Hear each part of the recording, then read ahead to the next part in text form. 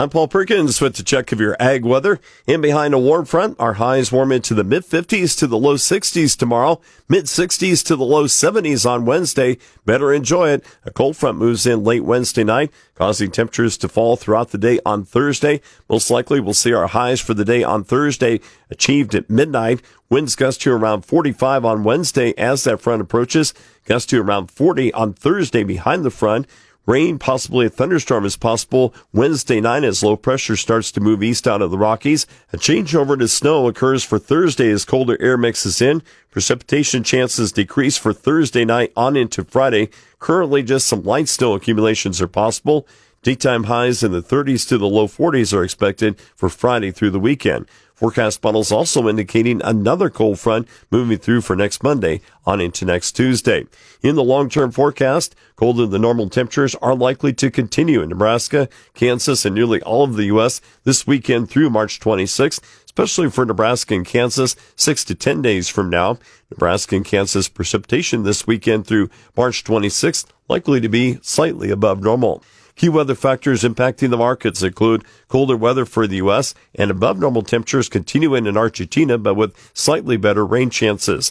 Cooler air settling into the southern U.S. could result in frost and sub-freezing temperatures tomorrow and Wednesday as far south as central sections of Mississippi, Alabama, and Georgia, as well as parts of the Carolinas, possibly burning back winter grains and injuring blooming fruits. The second half of this week, a new storm takes shape across the nation's midsection, with snow spreading from the central plains into the upper Great Lakes and rain falling across the south. Across the central and eastern U.S., a new surge of cold air trails the storm. For the central and southern plains wheat areas, moisture continues to be limited. More widespread precipitation is forecast for the plains later this week, but is far from any kind of a drought buster. In much of Brazil's key growing areas, scattered rain continues over the next week, with drier conditions returning for southern Brazil the second half of this week. Brazil has made significant progress with soybean harvest and second crop corn planting, while some areas are behind, possibly exposing the corn to the dry season next month and frost in June.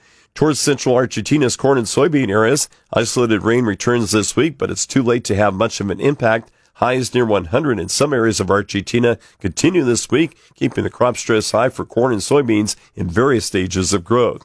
For Europe's winter wheat, a few waves of moisture are possible over the next 7 days as crops emerge out of dormancy. Europe's winter grains are vulnerable to a blast of cold air due to limited snow cover, but no big cold blast is imminent. With the check of your ag weather, I'm Paul Perkins.